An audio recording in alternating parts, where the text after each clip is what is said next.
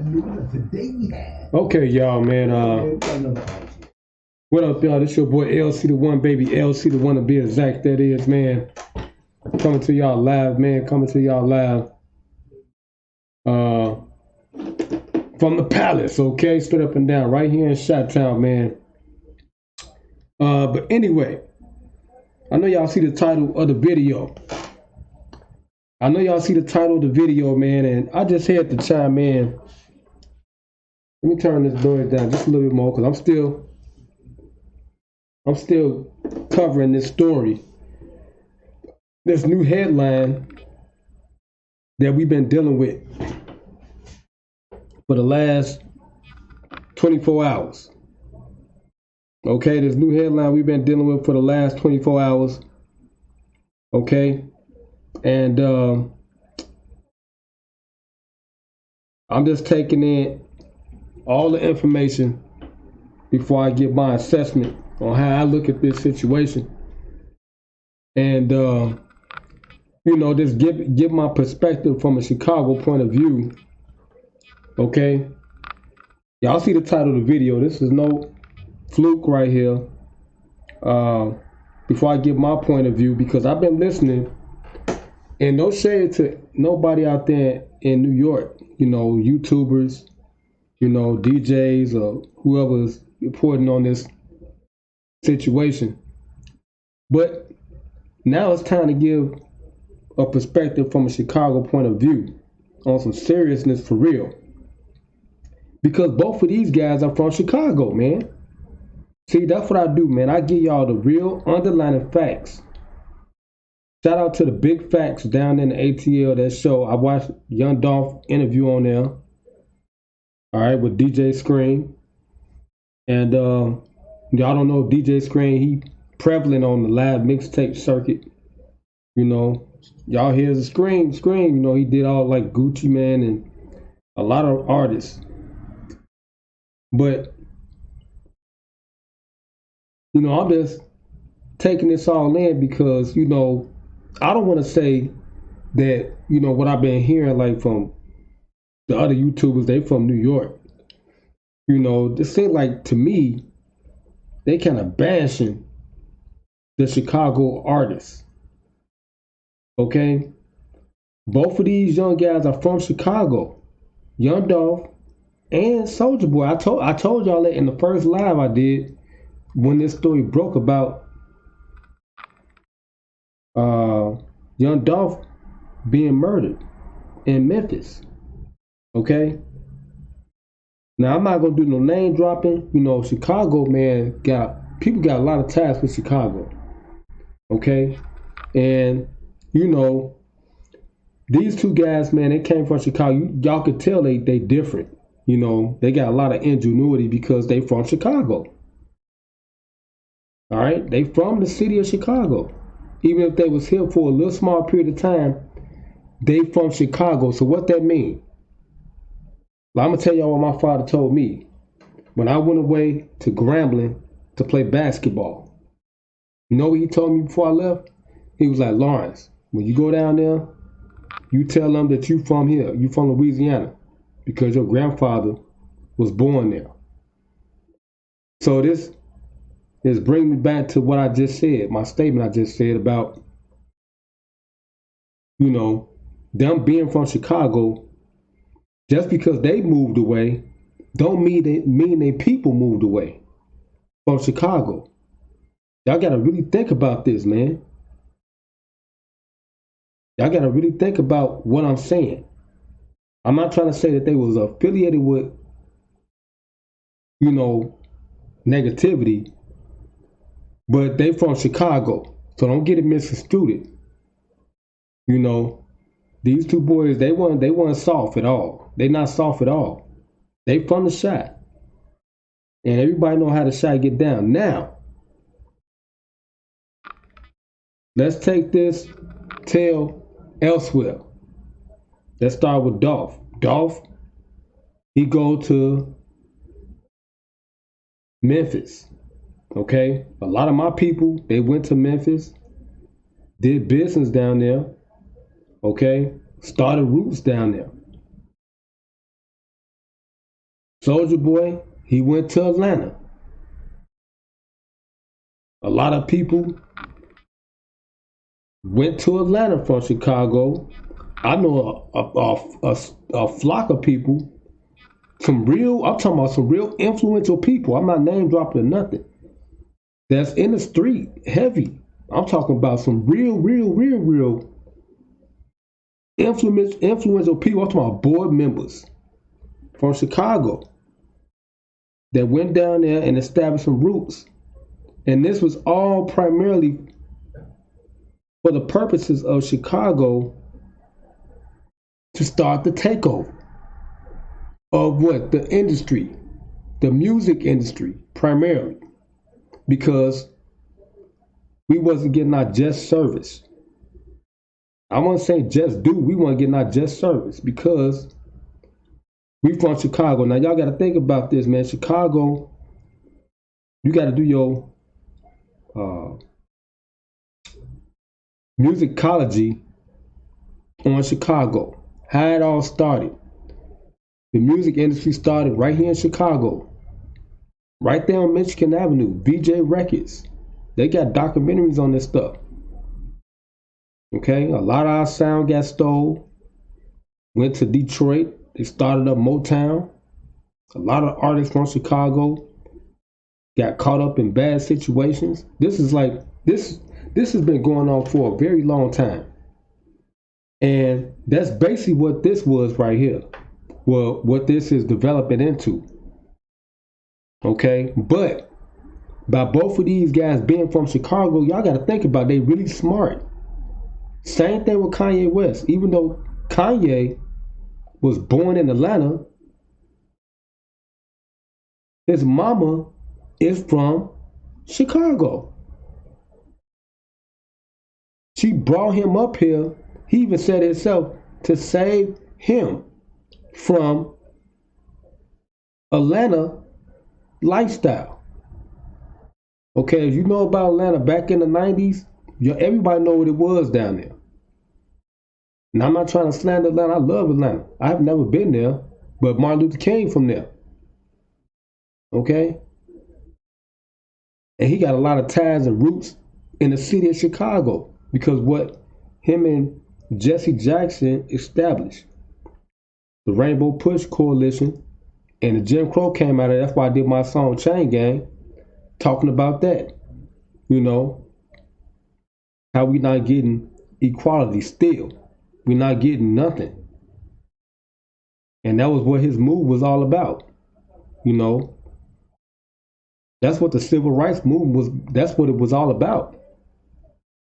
Us having equality in business and just in life in general. Just being people. Being accepted as being human beings.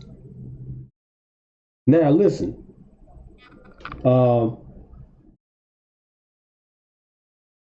Now all of a sudden, because the mediums are pushing this stuff, and they using New York as an advocate. Okay, I'm really starting to digest this, and because they had Soulja Boy that's come out because the music industry must be losing money. You know why? Because a lot of these artists are independent. They said Young Dolph is reportedly worth $3 million. That's reportedly what they reporting. He independent. He making a lot of money based off everything he's saying. He independent. Like, I'm independent. I'm making money.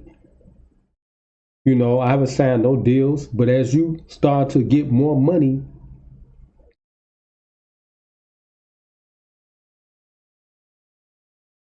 these industry practitioners, they come looking for you.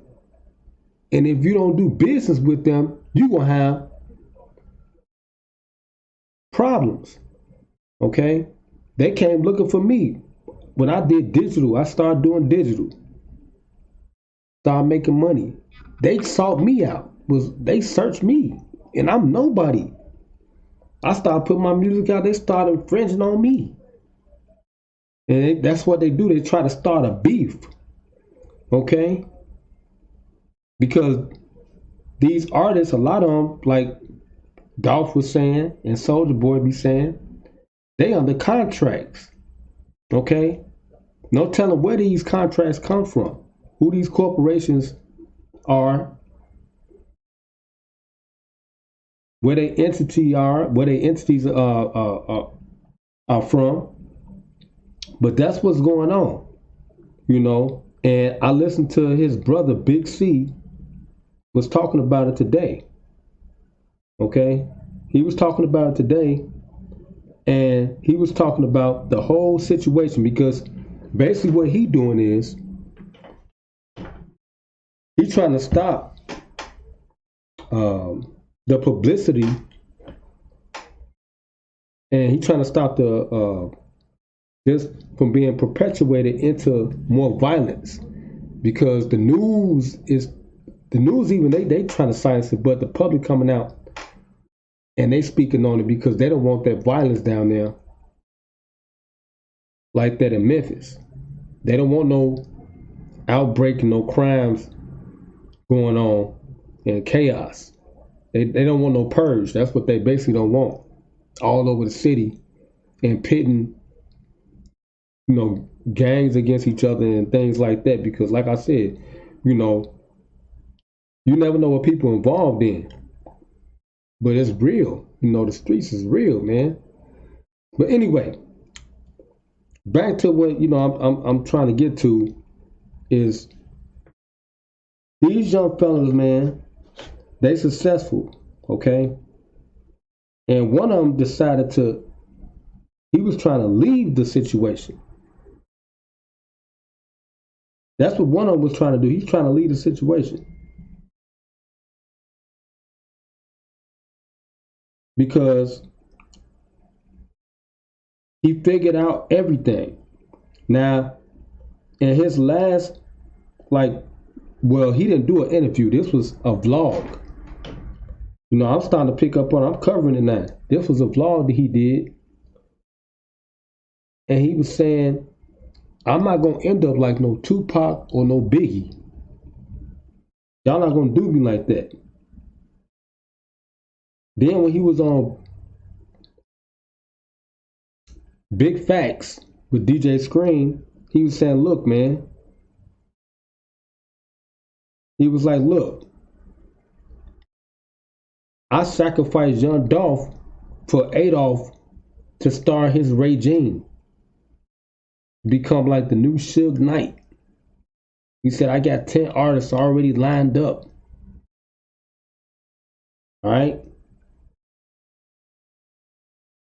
Now, what they trying to do is they trying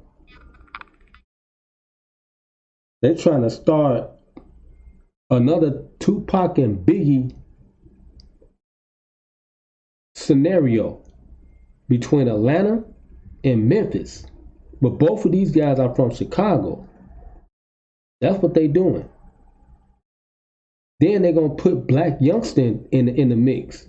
Even though he had a beef, but it's not as big as what, you know, people think. This is like what his brother was explaining. This is all over like business pertaining to the music industry and why his brother didn't want to sign no bad deal. I thought I was live. I don't know what they do. They playing with me, cut. Okay. But anyway, we're going to continue on. I may be live on Twitch. That's what it is. Let me see. Where my tap at? Where's my tap? Okay, we're going to find out where I'm live at, because I'm supposed to be live on YouTube. Okay? That's where everything is going on YouTube. But as long as it's recording, if it's recording, if I'm live on Twitch, cool. You know? Yeah, I'm live. They got me live on Twitch. Okay. We'll take it. I'll send it to the people. But anyway, anywho, like I said, you know, me being smart, this is a smart move by me, because I'm giving y'all the facts, the big facts. Shout out to that show, The Big Facts. I'm giving y'all some real exclusive information that y'all never knew or never heard before. They don't talk about that part, the New York YouTubers. They don't talk about how both of these guys are from Chicago and they really successful. Now, I don't even want to, well, this is a positive right here. This is all positive. Now, I don't know how they're going to misconstrue this. They can if they want to. But like I'm saying, I'm telling y'all a real tale here. Y'all got to listen to what I'm saying. You got to pay attention to what I'm saying, man. Because they don't want Chicago to do what Chicago is doing. They want to control the situation. Now, Bandman Kevo, he did some songs with Soulja Boy. Like I said, this is a Chicago movement right now. Young Dolph hooked up with Gucci Mane, brought the ideas to him. He from Chicago.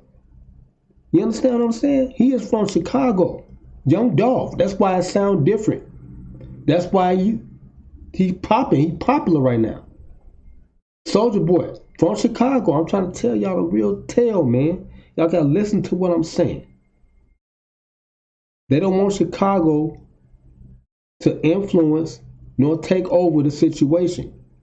They trying their hardest to use that medium from New York to bring it back,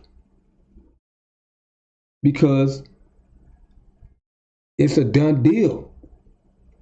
Atlanta started to get quiet because now Chicago is real percolating. They killed about 4 or 5 rappers from Chicago. This is number 6, 7. Anything that got ties with Chicago, they trying to eliminate, because they trying to bring that medium back to New York. Shout out to New York. I love New York, but this is a new time now. This is a new era. We live in a new era right now. It's all about Chicago, man. I'm trying to tell y'all. It's coming back to where it started. Right here. Chicago. And they trying to do everything negative to stop it from manifesting. They use everything negative. They'll throw gang in there. They correlate anything they can. Now, Black Youngster, he from Memphis. He from Memphis, Tennessee. They threw him in the mix. But I'm going to tell y'all something. Black Youngster be in Chicago a lot. One of my homies on here, I could text her right now on Snap. Kick it with him 100. Black Youngster be up there in the Trump Tower, all that stuff. Black Youngster be in Chicago for real. Never know if it's people from Chicago. That's what I'm saying. A lot of people migrated to Chicago from the South during the Civil Rights Movement. But they got roots down there. Like Face was saying, this is deeply rooted. You never know where people from until you start doing homework. I've been knew Soulja Boy from Chicago. When he came out with All I Do, man, my uncles was, I'm telling you, real influential in that stuff. But I'm not name dropping nothing because, you know, that's where the scrutiny comes. When you start saying stuff. Around here, it's silence and secrecy. That's what Chicago all about. It's just the real deal. This is where the structure was. This is where it came from. When Larry Hoover was posted up and stuff. This is where the real deal came from. That's why everybody come back here. Because this is where the real deal is from. Chicago. So now they're trying to, you know, start this rivalry thing. They trying to eliminate. That's what's going on. They trying to eliminate.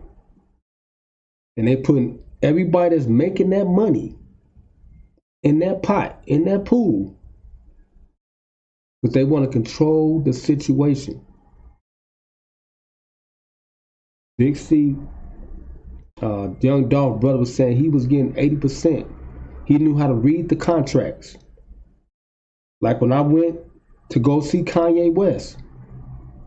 This was before Kanye West was Kanye West. I keep telling this story, and it's real. And if Kanye see this video, he know what's up. He know I'm telling the truth.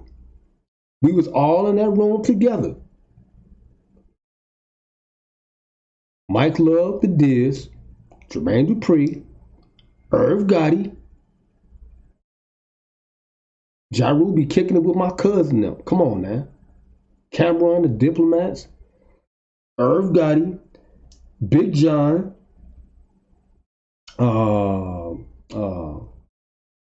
Chris, what's his name? Lightly. He passed away. And it was a female. We was at the WGCI seminar. This was a seminar that was going, it was starting to get popular, and it was somewhat next to the Big Jam. The Big Jam really, that promoted the Big Jam. WGCI Big Jam. That's what we used to have back in the day. They used to sell out the United Center. But we had a show called The Bad Boys, the first hip hop show in Chicago. It was the most popular show in the Midwest. The big channel, WGCI. That was our first hip hop show. Then we got Power 92. We had the Chocolate Jocks. Then we got Trey and Naki. Well, we got the Hot Boys came right after that. But it was this particular year, the seminar, they had it at the Grand Michigan Avenue Ballroom right there on, I don't know the exact address, but it's right there on Michigan Avenue with a Fox 32 building at WFLD. Thing is right on that strip right there, Washington and something. Washington and what? Michigan, around that area.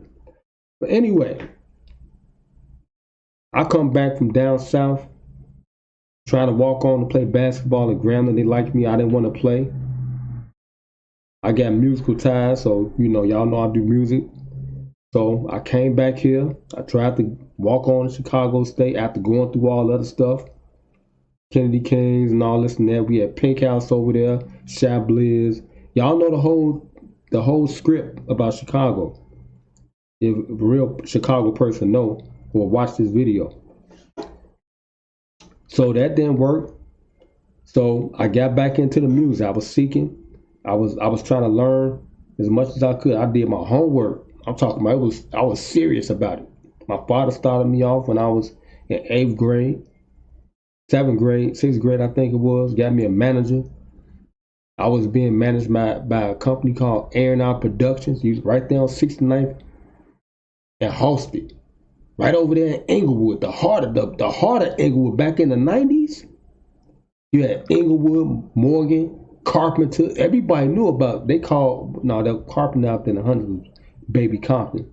But Inglewood was kill, death, murder. Still like that, but not like how it was in the 90s. You couldn't even stand on the bus stop, or you would get jumped on.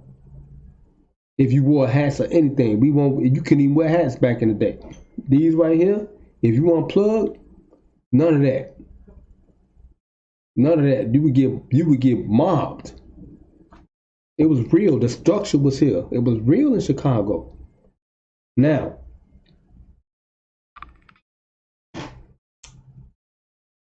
I'm in Inglewood, but anyway, we go down to this. Well, I'm talking about the A&R production situation. I'm in Inglewood.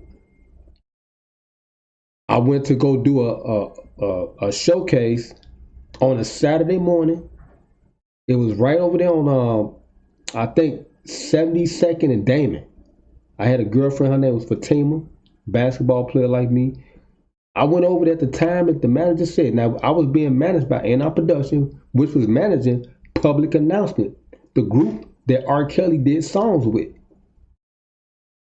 When I went to that time slot that the man told me to show up, they had everything barricaded, taped off and stuff like it was a crime scene. They had like flatbed truck dollies, like the flatbeds without the you know, the actual rig on there, set up like they was gonna, you know, like we was gonna be performing, you know, on the stage. That's how it was gonna be set up. Now the time I came out there, he told me exactly the time I came out there was nobody was out there. Nobody. I'm like, where everybody at? So that deterred me, and I went back to the crib. We was standing on 69th and Wood, right behind this church. Well, not this church, but this school called Raster Elementary. I went back home. I told my old man. He was mad because I said I quit because nobody showed up. My old man was pissed off because the manager was coming to the house like every other week, grooming me on what to do and all this and that, preparing me for the show. I had 2 demos. I recorded my first 2 demos right there in Murder Town, down in that we call it Murder Town, Wentworth Gardens on 39th, 37th, in Wentworth. I recorded my first demos. I had a demo called Dangerous Nigga on Alert, and I had another demo that my man LeBron, this dude named LeBron, made for my auntie, hooked me up with him, and he remixed this. He was scratching, and he had the James Brown. It was like the song James Brown did. It kept saying, so I forget the song that James Brown made, but that was a sample that was in it. We got what you want to give the people what they need. And it was a soul. That's all he had in there. And I did. He sampled that and mixed it with something else. And the beat was like this. It went doo doo doo doo doo doo doo. And then he had the soul. And the song was called Dangerous Nigga on Alert. And a little bit of the verse, I was like, I'm the baddest nigga that you ever heard. Face the consequences, your ass is getting served. Now this the late 80s going into the 90s. So I had that Rakim flow. Now, the song was popular. Everybody in Murder Town loved it. Everybody. My brother had the demo, my auntie was passing it out and stuff like that. The rhyme was getting pub. Everybody started messing with him. That's how it started with me, okay? But anyway, that's how I ended up getting the manager. I was writing tough. My father was like, man, Lawrence, you know, your writing is nice, you know, but you got to tone it down because I was cussing a lot. You know, I'm from Chicago. It's a different swag. You know, even though, you know, we had influence in New York because Twister went out there as Tongue Twister. But, you know, I was rapping like Rakim number, but I was a different version. I was a Chicago version. I'm rapping that real Chicago stuff. Okay, we in gang violence. GDs, BDs, Blackstones. I'm talking about this was real. What I was talking about. My father was like, yeah, it was real deal. You know, down there in Wentworth, it was nothing but GDs down there. Nothing but GDs. The whole low end, 39th Street. I went to Wendell Phillips. Nothing but GDs. You come up in there, anything else. The whole school whoop your ass. Even the security guards, everything was GD. We had the regions up in there, it was real. But anyway, I'm trying to tell y'all a story, man. Now when I went to that set, and I'm not throwing nothing else in it, but I went to that set over there, man, and they didn't show up. I quit it. So I went back to basketball. And I started playing basketball. Now I went down to Grambling. Everybody came down to Grambling with me. So I had ties to the streets. I'm talking about we had real regions down there that was there with me. I didn't go down there by myself. I was there with some real people. I was riding around with my homies from Dalton, looked just like Jay-Z. His name was Corey Johnson. He was a GD from Dalton. Had a roommate from DC. We had the whole campus. You know, I ain't gonna tell y'all no other stuff. Okay, what was going on down there, but Chicago, we ran it down there on that campus. It was real deal. And when I got down there, I was surprised that Chicago was there. Just like that little boy Dolph went to Memphis, and just like Soulja Boy went to Atlanta. I'm telling y'all, Chicago is real like that. It's real. The structure is real. So, and don't get it misconstrued. Me in Memphis, I'm telling you, it was real. Now,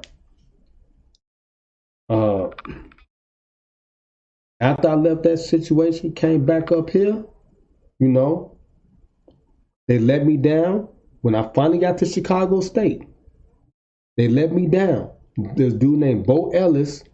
I went to Chicago State only because Craig Hodges came to my house on 69th and Woods. I was an all-star basketball shooter in the city of Chicago. We had Kevin Garnett and we had Ronnie Fields. Those were the two best players in my class. Ronnie Fields was the best player in the country. Then Kobe Bryant was right behind him. It was real. That's the only reason why I went to Chicago State, because Craig Hodges came looking for me. They had gave me a bank job. It was called First Chicago Bank. My coach Chuck Frazier told me, he said, play as much as you can in the off season, because I couldn't play with my team because they had me working a corporate job. You know, it helped the city look good, you know, because they was doing stuff for the youth. It's called Jobs for Youth. That's what they was doing under the Mayor Daley plan. Mayor Daley was really helping the youth, trying to keep us out of the negativity, because it was real in Chicago back then. This can't even compare to what was going on back then in Chicago. It was really structured. You couldn't really go nowhere. Now you can go everywhere, but it's just a lot of recklessness. That's all it is. All these random shootings, because there's a lot of people that's not from Chicago, they coming up here, and that's what's happening. But anyway, trying to territory stuff, you can't do that in Chicago because the real niggas come out. But anyway, after that, you know, that whole situation with Chicago State, I'm trying to get to the point with the music. And after that situation let me down, when Bo Ellis took over, I was hurt too, man. I was mad because it took me a long time to get up in that damn school. And Bo Ellis let me down. He was a local that came out of the city, got drafted to the Washington Bullets when they was the Washington Bullets. He told me the real deal. He's a Chicago nigga. He told me what's up. He said, look, Lauren, he sat me down. I'm in the coach's office talking to Bo Ellis, my right-handed guy. Y'all know what, this is real. He was like, look, he was like, Lawrence, he said, look, Martin. He said, either you can do one or two things, because they let me in the school. They gave me the money. He said, either you can pursue this basketball career. He said, you're going to have to get a lot of recommendations. You're going to have to go through probably the JUCO league, and not the JUCO, but the JBL, whatever it was called back then. All that. And there's no guarantee that you'll get even looked at. But once you turn pro, then it's on you if you ain't got your stuff in your situation set up. He was like, either you can go that route, or you can go over to your department and get your education. And that's why I want to do media. So I listened to him. Now this is a Chicago dude that got drafted in the 70s to the Washington. Look up Bo Ellis, tall, light-skinned brother, he's about 6'7". Okay, Juwan Howard was the next Chicago guy that played for the Washington Bullets. Came from the 5'5", Michigan. I met him a couple of times because I was down south with his best friend, Linwood Gent. His name was Linwood Gent. Juwan Howard nickname is Nuki. I was working at Budget Rent-A-Car when I got back up here, and I seen Juwan Howard pull up over there around Dave & Buster's. We had a location at Budget Rent-A-Car. We said drop the cars off over there, fill them up with gas. Juwan Howard pulled right in the garage in a Porsche. When the Porsche that from Bad Boys, he pulled up in a Porsche. It was a silver Porsche. I'll never forget it. And I didn't think a tall nigga could get in a blue car like that. He got out. I was like, damn, that's the Warren Howard. And when he started walking on, he smiled at me and I said, what's up, Nuki? Then he turned around and looked at me. And I was like, what's up? Yeah, I was down there with your homie Gent. Because he played baseball for CBS. And he was surprised, like, yeah, because Gent was the upperclassman down there from Chicago. My girlfriend, she went to High Park, and she was telling me he was a counselor up there. But when we was down there, if y'all ever talk to Gent, he'll tell y'all how it was when we was down there all together. Chicago ran that game. It was one love. We was whatever gang you was in, Neutron, whatever, we was together because we was in a foreign land. That's why I made that song called Foreign. We was in a foreign land and we stuck together. It was a big Chicago, it was a Chicago fight. It was Cleveland versus Chicago. One of our homies on the campus, I don't want to slander them, they were serving the whole campus. I'm telling you, it was real. They were serving the whole campus. We stayed high every day. Chicago was, I'm talking about, it was real down there. We had the whole campus on lock. I wasn't even going to class. I had to catch myself because they went to the Freaknik, the Mardi Gras. I was failing. I was down there. I was a basketball player. I had to catch myself. And I stopped. And I started reading the Bible, man. Because I was slipping. I was slipping for real. Because I was getting caught up in the lifestyle. And my homie Corey, he was like, man, Lauren, we could start a gang and stuff. And I was like, no, man, because I was already dealing with a situation from the hood. And I was like, no, I ain't even on that because for real. You know. But anyway, because I was a ball player, so I was getting back to it. But man, and I told Juwan Howard that shocked him, and he was like, wow, yep. And they had me hiking cars at Budget Rental Car. I was trying to get in. Went to Candy King, met a lot of people and stuff, man. That's how I learned about Uncle Remy's. They used to send me to Uncle Remy's, like the OGs that worked at the Budget Rental Car, to go get their food. They used to order big tubs of food. I'm talking about these niggas, they rich niggas. I'm talking about that worked at the job. And they'll send me over there on the mission, man, jump in the car, like, go ahead, you know, and I'll go pick up the food over there at Uncle Remy's and stuff. But anyway, now let's get fast forward now. I'm just trying to give y'all some understanding of what they trying to do right now with these two young guys right here. Well, supposedly what they have done already. They're trying to destroy what we trying to reestablish, because now Chicago is more smarter now. Okay? Way smarter when it comes to this business. Now, when I got let down from that situation, that's when I started seeking. And, you know, I still was concentrating up there because I was trying to go into the media. That was like my second thing that I wanted to do. Because if I wasn't going to play, I was going to articulate it. Same thing. You know, this time I don't have to sweat. Except if the hot's light, you know. But anyway, so I showed them that because I was the number one. But besides my friend Mickey Johnson, she was the valedictorian. I was the smartest guy in my class. I was really, really smart. That's why the bank came and gave me a job, you know, through that program, because I was really intelligent. But anyway, after they let me down, I started seeking. Chicago State, man, it really groomed me. You know, it taught me how to read. And that's the one point that I'm trying to get to, because that's what, like I said, this dude, he from Chicago, young Dolph, and Soulja Boy, they taught them how to read. That's what, and Kanye West, he was saying he don't know how to read too good and, you know, do math, but his mama did. And I met his mama 3 times.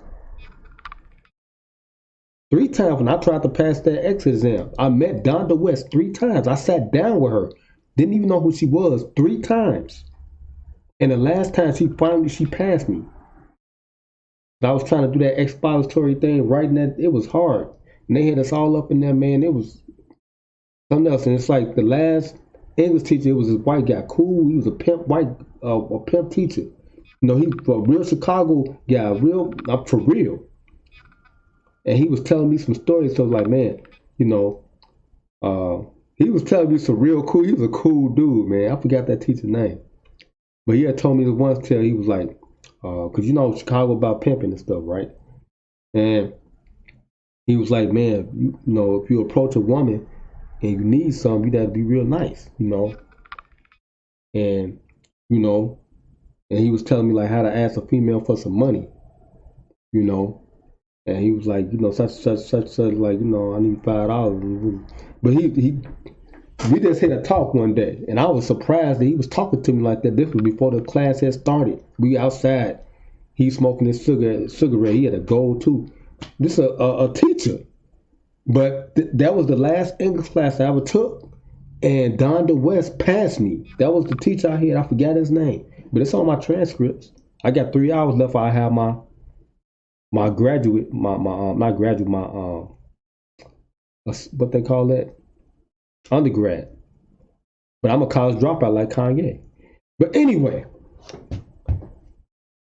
after that, you know, it started making me seek, you know, even harder about trying to get into the music industry. That's like I had found a book and I Xeroxed the page. You can ask my daughter, I Xeroxed the page. They may be still here somewhere. And the book was about this big. And I was learning, I was reading it and learning them. It was teaching me about the music business and how to understand, like, when people try to do libel and stuff, they shake your hand. Like, you look at that interview he did on Big Screen, Big Facts. He wasn't shaking, he knew about that. I got, like, little business. I got stuff from Chicago State that they had. Chicago State is underrated. But when he was talking about preparatory and all that, I knew everything he was talking about, because when I'm getting to the point about the Kanye West, how he got on. And when I'm reading this stuff, I was starting to digest it because I kept reading it like it was a Bible. Like right now, I read the dictionary religiously over. You ask my girlfriend every day. I read that dictionary. This is my second time, my third time going through this dictionary, the Bible, all that. I read this stuff every day to understand the way they put the word structure, not so much how to pronounce them, but word structure and what they really mean. What's the meaning? Because every word you look at probably have about, one word can have about 10 different meanings. For real. It can have about 10 different meanings. So you really got to understand, when people start putting it in contractual, that's when you don't understand it. You don't mitigate it because you don't understand it. Because they could change the structure of that word in a sentence. So I started to understand that. So I'm finna speed it up. So after I started seeking, I started, doing my homework, and I don't know how I came across the WGCI seminar. I guess I heard it on the radio or something. I was like, man, I want to go to this seminar. I want to go check this out. For real. And I kept telling everybody, I was working at Budget Reading. I saved my money up. And I was telling my daughter, mother, she was doing her modeling stuff. And it's like she was already had ties in the industry and all this and that. And I was telling my cousin, they got their own thing. My cousin on Drama Ward on the west side. My cousin in the hundreds, Morgan Park and all this and that. And they kept telling my cousin, like, man, in the Wild Hundreds, he was like, look, Lauren, he said, man, that's some bullshit, man. He's like, them people don't be coming to that shit, man. He said, don't go fucking around. You don't waste your money on that L. I was like, no, man. I was seeking. I was like, no. I want to see if this is some real deal, because, at that point, because it was a lot of talented people.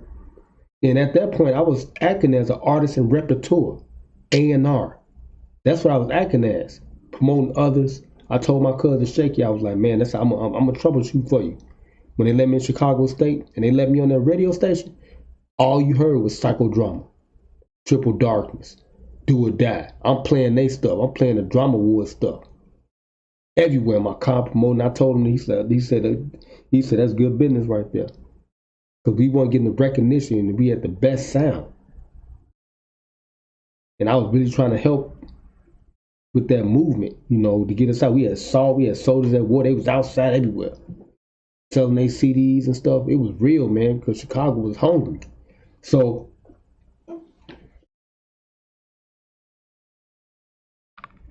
I get to the, I bought the money, I bought the ticket to go to the seminar, right? I still got the program here. I'm gonna find that program so I can show y'all. When I get to that seminar, same thing like Young Dolph, he started finding out the real deal once he really got involved in it. He got really deep in it. Now, when I get to that seminar, it was a small room size, like probably about a cafeteria, like a high school cafeteria size. This the Michigan Avenue Grand Ballroom. Now I get up in there. They had a bunch of folding chairs. And when I get up in there, it was nobody there. It was a couple people, it was a female, we in the front row. Now the rules, at that time, we didn't have all the stuff we got now. We had flip phones, we had camcorders and stuff like that, but that was the rules. You couldn't audio record nothing at all. You couldn't videotape record anything. So me, I was going to school to be a reporter at Chicago State. I'm in the media department, the broadcasting. It was called Speech and Theater, and they changed the name. They changed to CMAT after a while, Communication, Media, Arts, and Theater. So I'm up in there like I'm a reporter. I think I went down there in a shirt and tie and everything, and I got my notebook and a pencil, and I'm just sitting up there waiting, you know, with this lady. She wasn't old, but she was older than me. Probably in her 30s. I'm in my 20s. So I'm gonna wrap this up in a minute. Because they've been doing, they did their hour spills. I had to do mine on how I perceive all this stuff and what it's leading into. Somebody gotta throw some water on this. But anyway, because I see they trying to stir up some bull. And I don't want to slander that medium, but you ain't heard nobody else say anything from nowhere besides the ATL, but they had it in a positive light when he was still alive. Now, I get up in there, I'm sitting up in there with her, and I'm like, you know, and we had the first hip hop show in the city called the Bad Boy Show, right? Mike Love and the Diz, they was the hosts. The keynote speaker was Jermaine Dupri. That was on the program. Now I don't know how much I paid for that event. I'm gonna look it up. Look up WGCI Seminar 1998, hosted by Jermaine Dupri. Keynote speaker Jermaine Dupri, hosted by Mike Love and the Diz. Now, 10 minutes into it, Mike Love came in. Mike Love about 6'3". He came in with his wife. I was like, wow. He really showed up. Then the Diz came in, right behind him. I think he had a wife or girlfriend or something like that. He came in. I was like, man, okay. The Bad Boy is here. Then, about 10 minutes later, Jermaine Dupri walk in all by himself. Just like how Young Dolph, they say you go everywhere by himself. He walked in all by himself. I swear to God. The dude had like a mink coat on. I think it was a white mink coat. That's when he had locks in his head. Go ask Jermaine Dupri the story if somebody see this video. Because he know it was real. And what happened that day. He had diamonds, he had his diamonds on and stuff like that. The panel came in. Now, I didn't know about Irv Gotti because we didn't know about Irv Gotti until after the fact.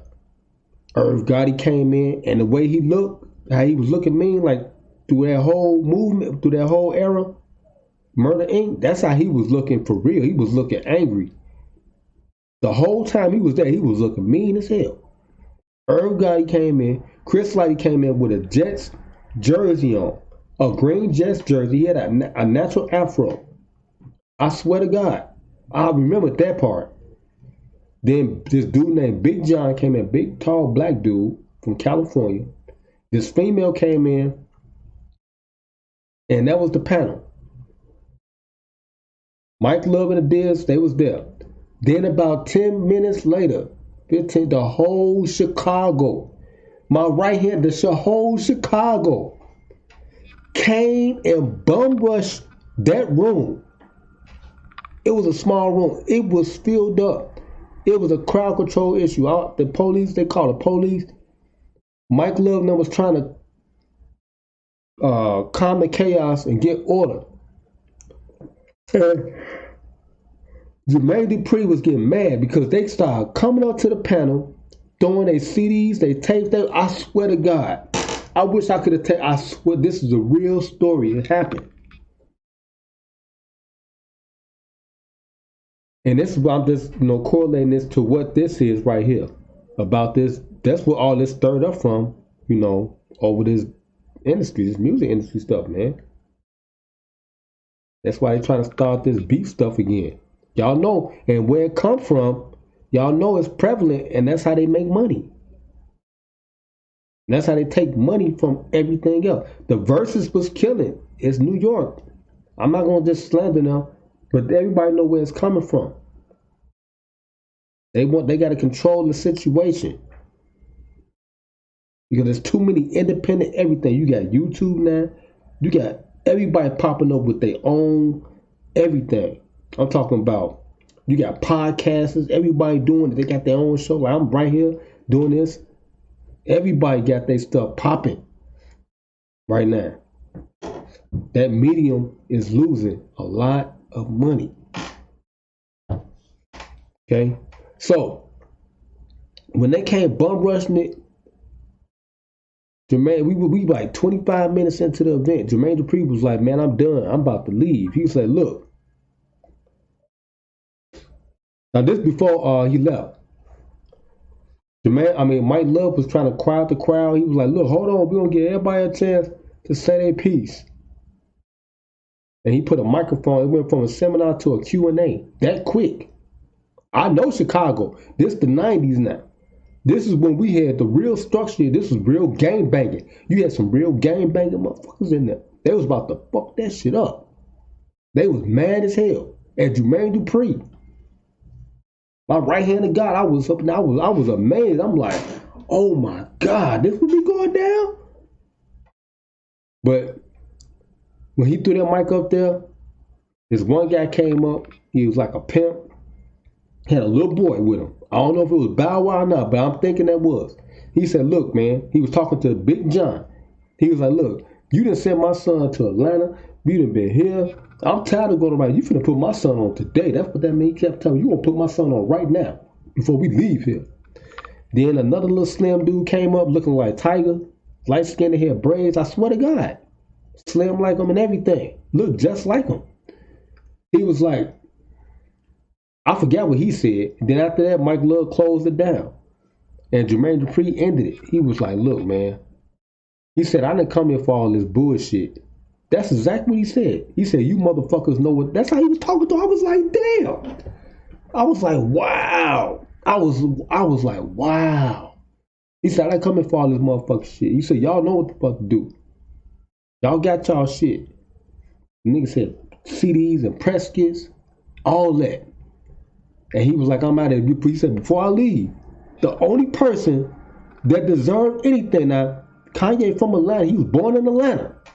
This is deeply rooted. He said, the only person that deserved anything before I leave is Kanye West. Me being a Chicago nigga, I'm in the street, my people in the street, the Drama Ward, Treacherous, all the Wild Hunted, West Side, Low End Pros, South Park Mob, all that. Me hearing this, I was like, because Big Nasty and Shauna had a record at that time. It was popping we had compilation. That's all we heard. We bumping that, smoking out to that shit. Shauna and Big Nasty, killing it. My daughter ended up meeting Big Nasty one day.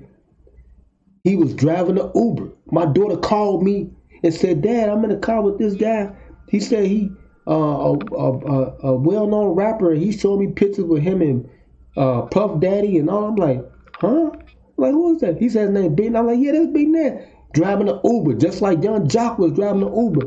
Big Nasty picked my daughter up in the Wild Hundreds. He from the Gardens out there on 103rd, on 95th. I was like, wow, this was like a couple years ago. Big Nasty was driving Ubers. I thought he was going to pull Big Nasty out the crowd. He said Kanye West. I was like, who the f is Kanye West? I swear to God. After that event, they had like these little postcards. And they had us sign them and stuff, like, you know, for information. I dropped the mine in a box. You know, I'm up in there with all these niggas. Everybody know I'm in Chicago. I'm from Chicago too, and I got ties and plug with motherfuckers around the Chicago area. They know. And walk up there, I called my cousin soon left. I was like, I called my cousin the Wild Hunters. I was like, man, cuz, who is Kanye West, dog? He was like, I don't know. He said, I ain't never heard of him. I was like, man, Jermaine Dupri. I was telling him, like, man, it was real because the event was real. Jermaine Dupri pulled him out the crowd, put him up on this panel, and sit and gave that basically was like giving him a deal, or was, you know, recognizing him. And I was like, wow. About a month later, they called me. And they was like, man, we want you to come out and stuff and such and stuff. You want to offer? Because I witnessed something that I wasn't supposed to have witnessed. Right? I witnessed something I wasn't supposed to have witnessed that day. So, me being a smart Chicago nigga that I am, they called me. I called my cousin, my brother. Okay? They GDs and stuff. I took them with me. We went over there to this. It was like a storefront right there across from A&R Leak. They took the building down now. And it was a Muslim shop. They had the FOIs and everything. We came in and they was in their suits and all that. They had like some candy. They was like a storefront. They was selling candy. I get up in there with my cousins and them, my cousin, my brother, and they want to talk. And they started passing out at these contracts because I witnessed something that day. And they were just trying to see, you know, if, I guess, I knew some new people. So when I brought my cousin them up in there and they sing, they had their flags on it, they knew it was real. Like, yeah, I ain't coming by myself, dog. All right. So I witnessed something I wasn't supposed to have witnessed. So I get up in there. We up in there. My cousin was talking to him from the Wild Hunter. He was talking to him like, and my brother, my brother, he from 39th, my cousin out in the Wild Hunter. He was talking to him like, look, my cousin from the Wild Hunter, like, look, dog, because he was an enforcer on Jello's account. Y'all know about Jello? I ain't got to say no more. But anyway, he was like, look, dog. He said, because it was like an older guy. He was running the shop. And he gave us these contracts. I still got it somewhere up in here. And that's why I started learning that thing and reading it. It was a development deal. Right? And he was like, my cousin was like, look, I ain't trying to hear none of that stuff you talking about, dog. We already been through all that. Because my cousin in the hundreds, his little group, they had a real NFL player investing in them. His brother on the west side, they the drama ward. I don't want to get into what they do, okay? But everybody know about the drama ward. Okay, real deal. Now, his little brother over here, we in the Wild Hunters, he telling him like, look, man, they out in Robbins and Morgan Park. He's like, look, we done been through all that already. He said, man, look, give us $50,000 and we gonna holler at you. My cousin kept talking him down, my brother. The man eventually moved us upstairs. He showed us their whole their studio. They started up, they had like a Mackie keyboard. Now I'm with my cousin the Wild Hunters, his brother on the west side. His homies in the hundreds, they had money. Everything they was showing us was like, it was a startup. His homies in the hundred, they already hit $500,000 worth of shit, like real keyboards, mixers, all that stuff, man. DAT machines, everything. I recorded my first demo, my second demo, it was called Phone Call. My first one, I'm talking about we in a real studio with some real equipment, recording on $500,000 worth of shit. And my other one was called Statement. And I had did another one too, and after that, all that stopped. But anyway, my cousin talking him down. He showed us the lease. Said, "Oh, okay, y'all got a little Mackie." My cousin was sitting up there telling, "Oh, that we already got that shit right there," and all this and that, because they was just building their stuff up. They was just starting to build it up. Storefront, I guess they studio. So my cousin was like, "Man, holler us." I wasn't saying nothing. I was just like, "Damn, this is the second time." I had went to the seminar, and I went there. I was just in shock. I wasn't even saying nothing. See, my cousin, they had some other stuff going on. Like I told you, it's silent secret. I didn't know nothing about what was going on. And I was like, wow, I'm still at all like, wow. After we left that meeting, like, man, they was talking to me and stuff. I ain't gonna tell y'all what we was talking about. But my cousin was like, man, shit, fuck all that. We gonna keep doing what we doing, And that was the last. He like, man, Lars, don't go fucking around with no shit like that no more. And I didn't go to no more seminars or none of that after that. But I could tell I was getting flack from going there, but they didn't know that I had some real ties to the street when the industry approached me with something. Same way they did Young Dolph and Soulja Boy. And at this point, I'm independent because I'm with them. I'm with the street. I'm independent. And I didn't even do nothing. I didn't even sign my cousin. Let me go to the store. I was recording with them and everything. But my cousin won't let me do no business with nobody. My cousin, my little cousin, he wouldn't let me do no business with none of them. Nobody. Looking out for me because he knew it was some straight bullshit. And the same thing I would listen to when Dolph was talking about that. He was like, man, he said, to get to my level where I'm at right now, you got to go through like 5 deals. And what his brother was talking about today on the line, like, man, he was helping shorties get out of marketing deals and all this and that, because, it's a lot to it. When you start signing on papers, you not just got managers getting your money, getting a percentage. They got marketers, promotions, and not everybody getting some of your money. He said the artist was getting 15%, and his brother was getting 80%. He had a Master P type of deal. Same type of thing. Came in smart. Because there's people who knew about the same thing like I'm saying. They kept me out of that. But this where the beef come in, and now they trying to correlate some negatives, like some little small negative, like, not negative, but little small situations. They try to use that as fuel to start another beef or another war. This time between 2 of the hottest cities right now that's independent, Atlanta and Memphis. But they have Chicago ties too, because these artists are from Chicago. Soulja Boy and Young Dolph. And they threw young Black Youngster there because he be in Chicago a lot. But he from Memphis. They threw him in that mix because they all independent. They making a lot of damn money. And they smart as hell. They smarter than the previous generation. And they doing their own shows, promoting their own events, all that stuff, cutting out a lot of people. And that's what's happening. And that's where the violence comes from. So I can't really say nothing else about, the situation.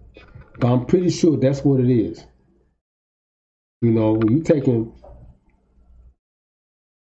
an economy out of somebody's pocket.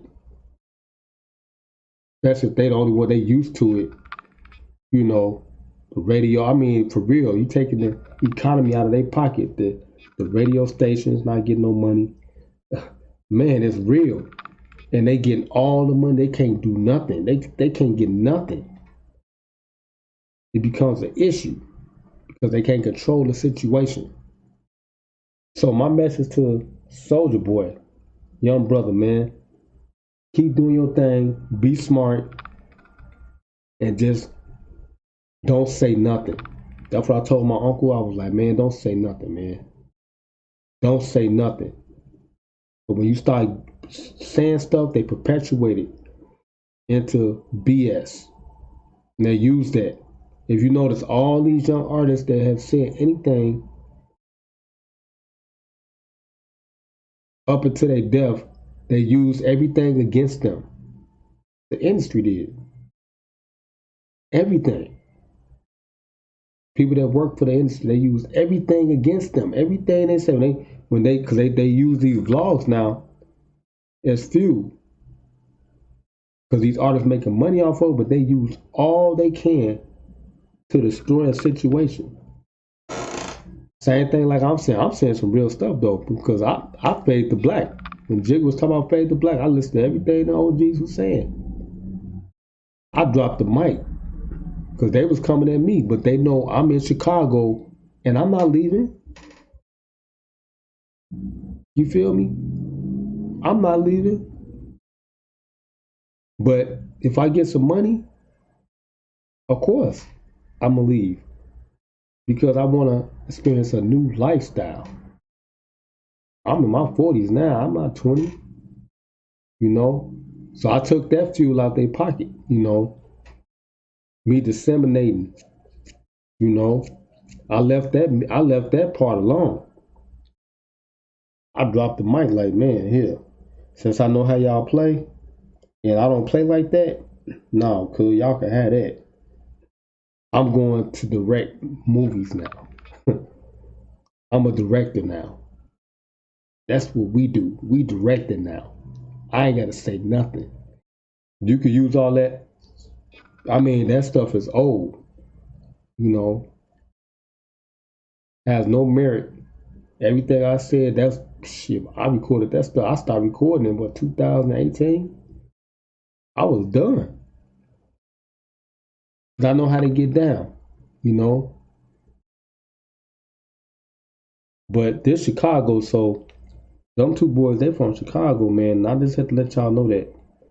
You know, that's the last thing I'm gonna say about this, man, because, you know, I'm listening to everybody else, New York, you know, YouTubers and stuff. I don't know where these guys came from, you know, but a lot of these guys foreign, you know. I'm not trying to say, but you gotta pay attention to what's happening and how they trying to throw fuel on this fire or start a fire because they can't control that no more. It's like, and then when they go up there, they shame them.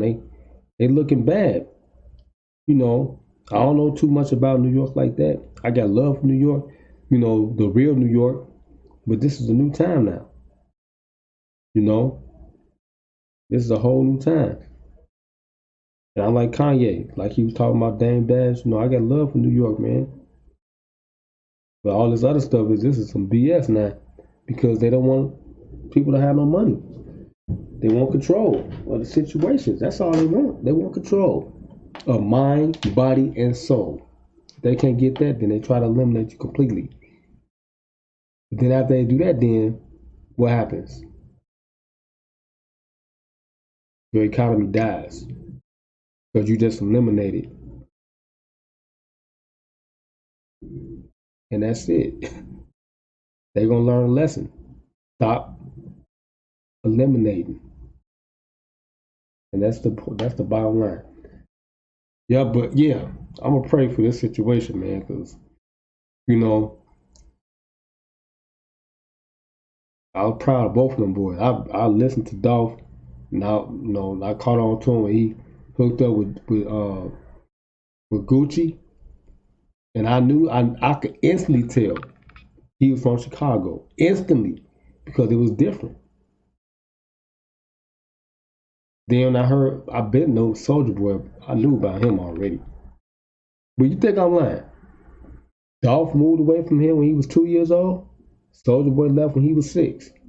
Need I say more? Y'all won't be. I do my homework. I don't know about the rest of these cats, but I'm telling y'all, they from Chicago, and I know where all this is stemming from and what's the point. You know, and I just told y'all a real tale. But this your boy LCDAONE, baby. LCDAONE to be exact, it is, man. I'm about to sign out. They hit me on Twitch. I had the stream set up for YouTube. I got to put the stream key in. So next time we'll do that on YouTube, but Twitch is a little bit more, feasible. I don't know if people watch me on here. Let me see. But I'm about to send it. I got a notification. I'm about to send it to the YouTube. And yeah, for all my people that's on, I got one viewer. Is it somebody's in there? Okay. But they got NBA 2K22 as a title. And I put the title up on YouTube. But anyway, I just copied the title and just put it. But anyway, man, we finna get up out of here, man. It's your boy LCDAONE. LCDAONE be exactly this. I'm gonna holler at y'all if, in fact, there's anything else. Because I just hope it don't turn to that. We done been through the Tupac and Biggie already. And we don't need to relive that. They don't need to relive that. These young kids, they don't need to go through all that. For real. Because that was devastating. And it messed up everything for us. All right? But yeah, I'm finna get up out of here, man. It's your boy LCDAONE. I'm chucking dude. I gotta do my push-ups because I just had to stop. Once again, I had to stop all the NBA action. Pause the brakes on it, man, to say some real stuff and give my opinion. Because that's what they were saying. Give y'all opinion on what y'all think and how y'all feel about this situation. But yeah, man, I just hope it'll be peaceful after that. Okay? But yeah, I'm finna get up out of here, man. I'm gonna let y'all later. 1 million. Make sure y'all like, share, comment, and subscribe.